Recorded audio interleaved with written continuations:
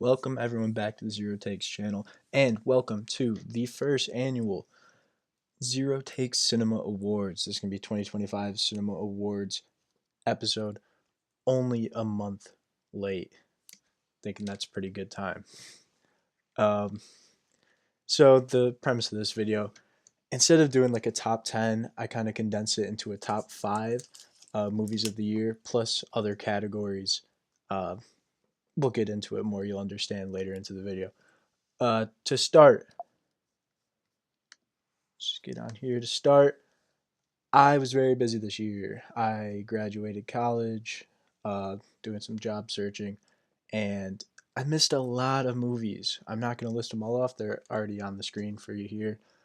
Um, so yeah, that goes into like some of my selections. If you think a movie deserved to win, let me know in the comments. But these are some of the movies I missed this year. But let's kick things right off with the best superhero movie of the year. So I know my channel's been a lot of Stranger Things lately. I want to kind of broaden that into everything. And by far my most like, I don't want to say favorite per se, but one of my most like talked about between me and my friends and my peers, and just like what I'm interested in is kind of superhero movies. And out of these four that are listed here, Superman, Thunderbolts, Captain America 4, and the Fantastic Four, those are the nominees. That's what I saw this year. I'm going to be getting into which one I think was the best. So, out of those four nominees, the winner is, drum roll, it is Thunderbolts. For me, Thunderbolts was the best all year. Um, Now, I will say that the quality of superhero movies were all very similar this year, except for Cap 4, not very good. But all in the same level were kind of Thunderbolts, Superman, and the Fantastic Four. But thinking back, like even over the course of 2025, I kept like flip flopping which one I kind of liked the most. And when I was making this video and like preparing for this video, I was just thinking, which one did I really like sit with the most? And that was the Thunderbolts. So for me, that was the best superhero movie of this year. So that's the winner for this category. Next category, most outstanding actor. So this is the male category for who I think gave the best performance of the year. We got the nominees: Leonardo DiCaprio in One Battle After Another. He did a great job. That movie to me, pretty middle of the road, a little above average. Didn't capture me as much as a couple other movies this year, but I thought he did a great job in the role. Michael B. Jordan in Sinners, playing two characters, thought he did a fantastic job. And then two people from the third Knives Out movie, Wake Up Dead Man, Josh O'Connor playing the lead role of the priest. Thought he did a great job. And then I was kind of struggling to pick a fourth one. That might give away a few hints, but Daniel Craig does a good job again playing Blanc, and I just struggling to find that fourth one. Okay, so let's get into the winner for Outstanding Actor, and the winner is Michael B. Jordan. I thought he did a great job in Sinners. I really enjoyed the movie Sinners from this year. I didn't get to catch it in theaters. I was pretty busy at that time, but I ended up doing a watch on, I think it was Amazon or whatever, and I really liked this movie, and I thought he did a great job playing both the brothers, and just really captivating performance. The characters are kind of similar, but you can tell their differences. You know, they have different motivations, different backgrounds, and him playing them both, it just really worked for me. So he's my winner for sure. Okay, next category, we have, of course, the most outstanding actress of the year. So again, doubled up, or I should say, the nominees doubling up on a movie. Two from Weapons. First, I have Julia Garner. Great job in that leading role in Weapons. I think she played it throughout the movie pretty phenomenally. Uh, and then Amy Madigan from Weapons. She is, Aunt Gladys, and I thought she played that character perfectly. I mean, she was funny when she had to be funny. She was scary when she had to be scary. All around great performance. Glenn Close in Wake Up Dead Man. Also, just a phenomenal job. Thought she played all of her scenes great. She played that character perfectly. Really enjoyed that performance this year. And lastly, I put in Florence Pugh from Thunderbolts. I thought this was the best we've seen from Yelena in the MCU, and I thought she played that really good. They gave her a lot of emotional scenes, and I thought, like I said, she's one of my nominees for a reason. But let's see, let's get into the winner here. The winner is, I gave it to Amy Madigan from Weapons. I just love that movie and love that performance. She did such a great job. I don't really have much more to say. Just like the perfect casting, the perfect portrayal of that character. Really loved it. All right, flying through this. Next category. Okay, the most visually stunning. This is in regards to movies. And the nominees for this are One Battle After Another, K-pop Demon Hunters, Avatar Fire and Ash, Fantastic Four, and Wake Up Dead Man. For me, I know these movies all look very different. For me, the criteria for this was more like what really caught my eye when I was watching it. And each one of these movies caught my eye for different reasons. Like One Battle After Another had great shots throughout the movie. I thought it had like really nice scenery to it as well. K-pop Demon Hunters looked phenomenal pretty much throughout the movie. It's not as good as the Spider Verse animation or even the Puss in Boots animation, but I still thought it was pretty like eye popping and very like pleasing to the eye. Fire and Ash. I mean, it's an Avatar movie. It's gonna look phenomenal. There's nothing more I really have to say about that. Fantastic Four. I thought the aesthetic of that movie was just perfect, and I was like captivated by it the whole time. So that's why that's there. And Wake Up Dead Man just looked amazing. The lighting in that movie is fantastic. The scenes or the set for that movie, especially in the church, was very very nice, very very pleasing, and just like all those movies, just very very good sets, very good, you know, scenes and cinematography in them. So I thought we had a pretty strong slate of movies. One that I just left off was Sinners. Easily could have been here, but you know, already won one. Figured I'd exclude it, but that was also in the running for this. So if we just continue on, see who the winner is. Can I get a drum roll here? Editor, can I get a drum roll? No? Okay. The winner for this category is Avatar Fire and Ash. Like I said, it is an Avatar movie. It looks amazing the whole time. I watched it in theaters a couple weeks back. I posted my review. See, I seen it in 3D. I wear glasses, so I had to wear like the weird new 3D glasses over top of them. Not really used to that, so it looked a little wonky, but like I could just tell even with that it just is such a stunning looking movie. So the clear winner from this year, in my opinion. Moving on, the next category is the best needle drop. So this category is the best, use of a song, best needle drop in a movie. And the nominees are Punk Rocker in Superman, American Girl in One Battle After Another, Beware of Darkness and Weapons, and Come On Up to the House for Wake Up Dead Man.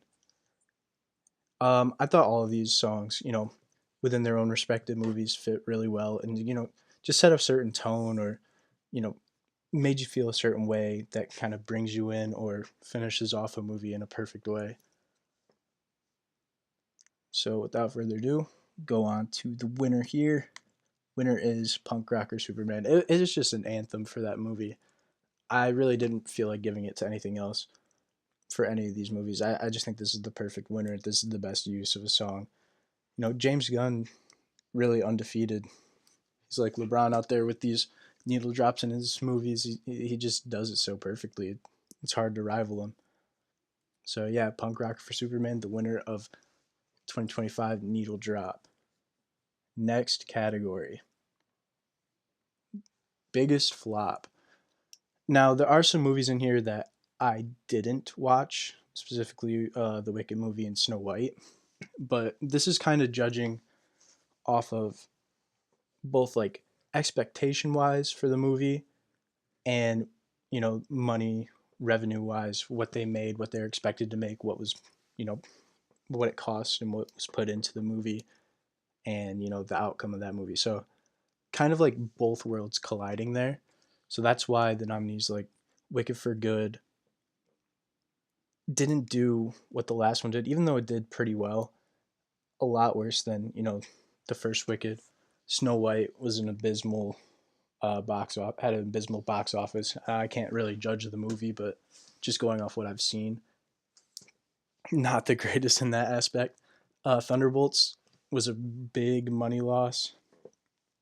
I don't even think it hit.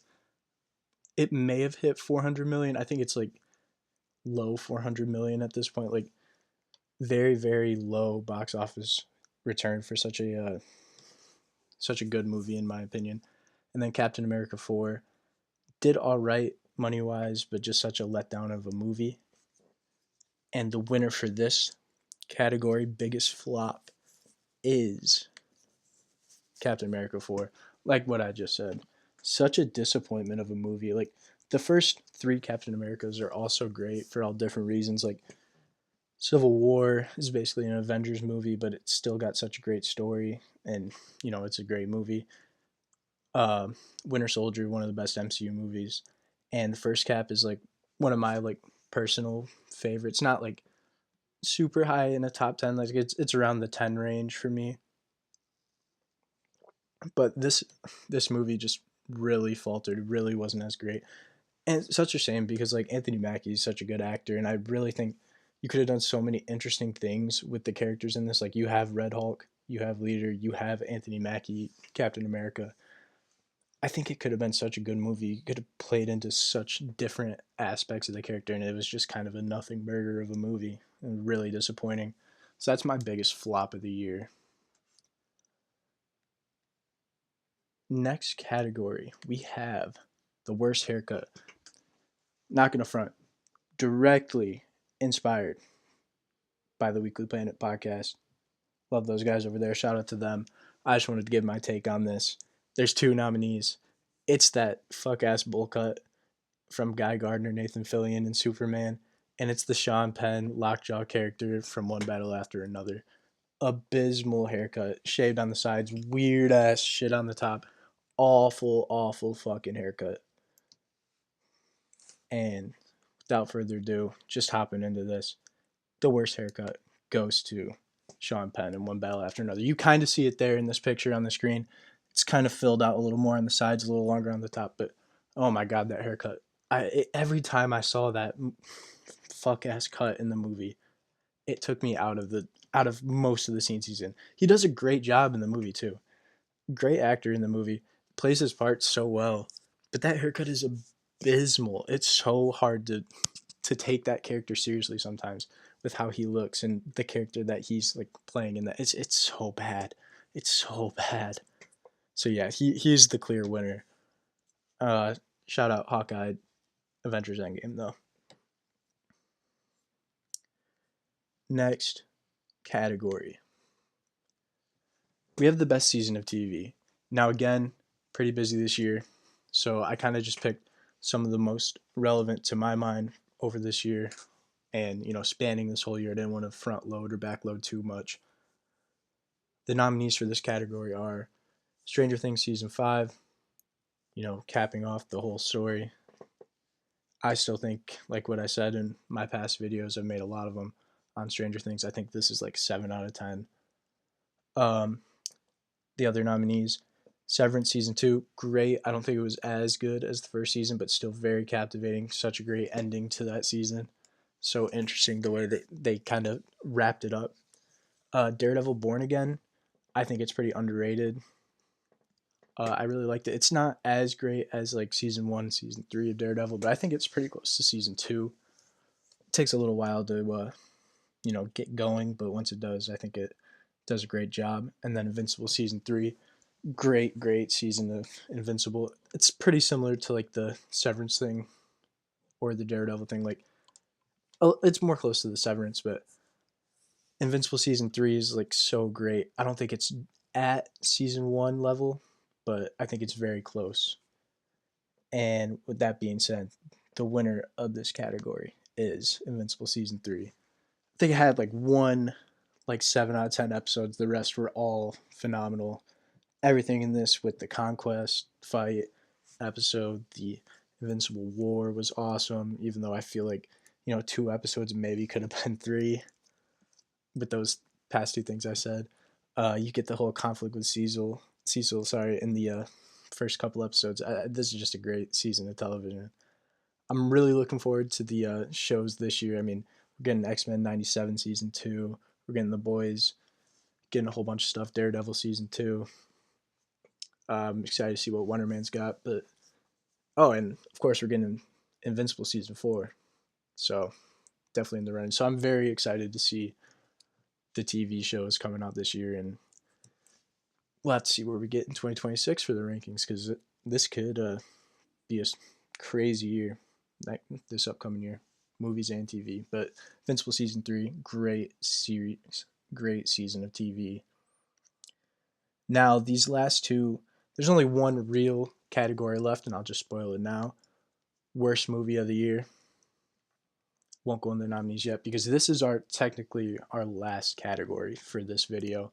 After this, I will give you my top 5 movies of the year. I just didn't feel like I watched enough to kind of give an accurate like top 10, because there's so many movies I didn't watch and wanted to get to. Like, I really wanted to get to Marty Supreme, but I just didn't have the time. Mickey 17 passed me up. If you go back to the start, there's so many movies in there that I wanted to get to. F1, I just couldn't get there.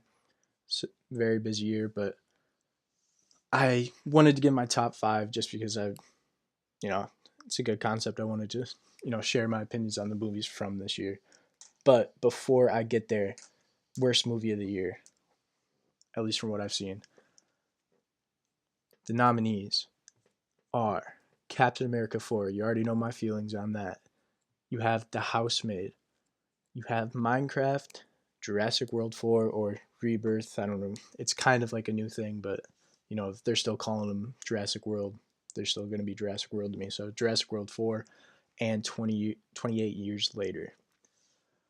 And for me, the big loser here might be a little surprising to some people, but 28 years later is the worst movie I've seen this year. It is a hot pile of garbage. It had something going in the first half. Not even the first half, like the first quarter, maybe third of the movie. Him going outside of the camp. But after that, it's just all a bunch of slop. Like, they try to do so many things that try to bring emotion to this movie, and literally none of them landed for me. The whole weird ass Power Ranger group of fucking goons are weird. I mean, it's just a bunch of garbage. Like, there's a pregnant zombie. They don't die in the gas explosion, but everything else dies. So stupid. This kid who barely can function at the start of the movie is maybe outside of the camp for what, like a few days, a day or two, even with his dad, comes back, runs away with his very sick and delirious mom, and somehow becomes a master survivor outside of the wall based off of literally nothing. Like, he had 1.5, 2 days, maybe 3 days to learn, and he was fumbling the whole time while he was out there. Gets back out, or breaks back out with his mom, and he's just master navigator. Hell no. He's not surviving that shit. It's so frustrating. Every single piece of this movie is so frustrating.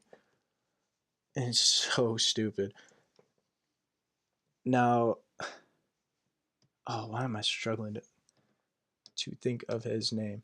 Well, the Bone Temple guy was interesting, but like, it's just it made me feel nothing. This movie is nothing. And I know it's one half, and the next one's coming out in a couple days, or within the next month.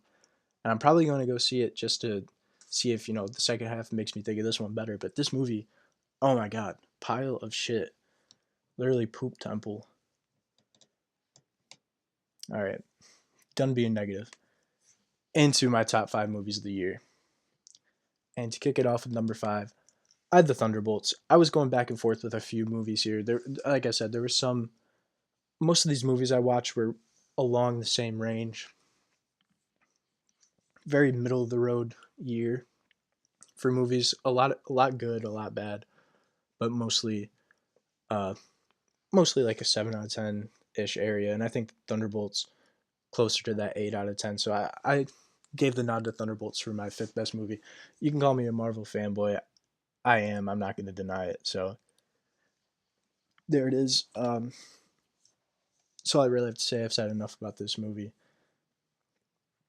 Next category, or I should say, number 4 in my top 5 movies of the year. Give it to Avatar: Fire and Ash. Now, already said this movie is very stunning. I just think it was kind of messy. I talked a lot about this in my Avatar: Fire and Ash review, but this movie is very good. I think it is better than Thunderbolts.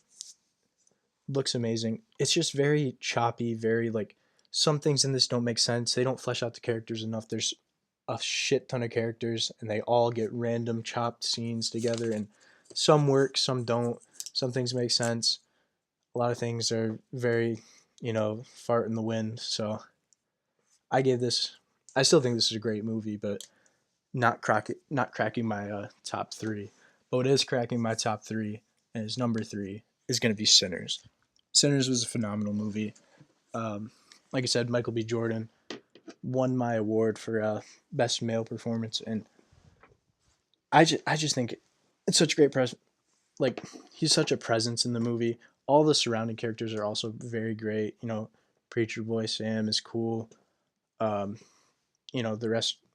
It's just a very interesting, fun movie. A couple different ways you can like look at this movie, and I just think it was a very good movie. I mean, it's third of the year. Don't really have much more to say. It's just my number 3.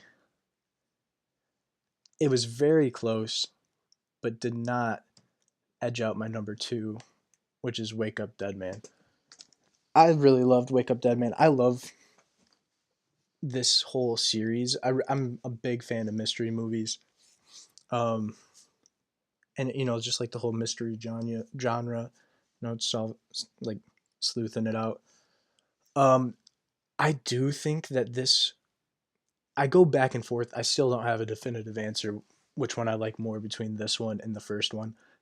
Glass Onion is obviously the worst of the series. If you don't think that, it's kind of insane.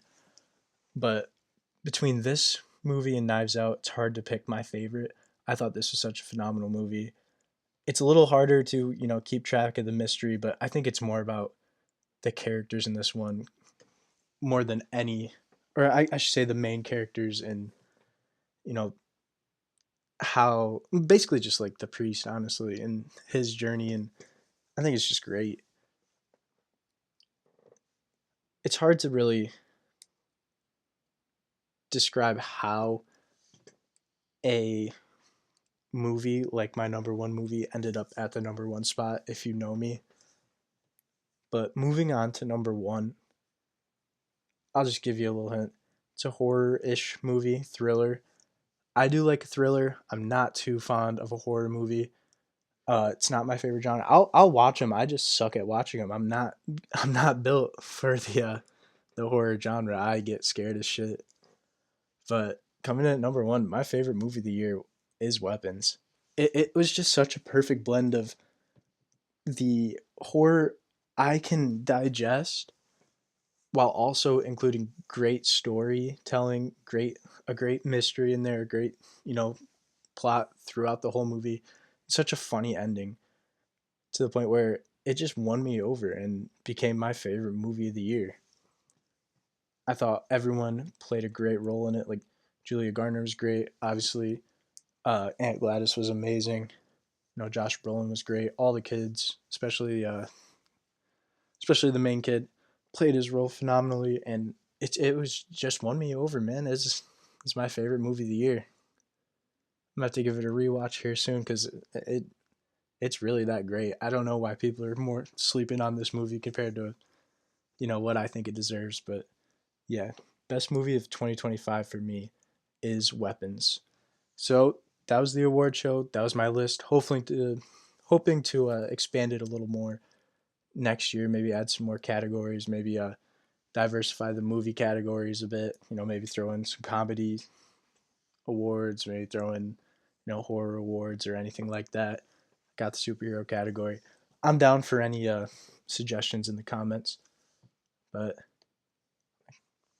that's all I got for you today. Thank you for watching. Like and subscribe, and I'll catch you another time. Thank you.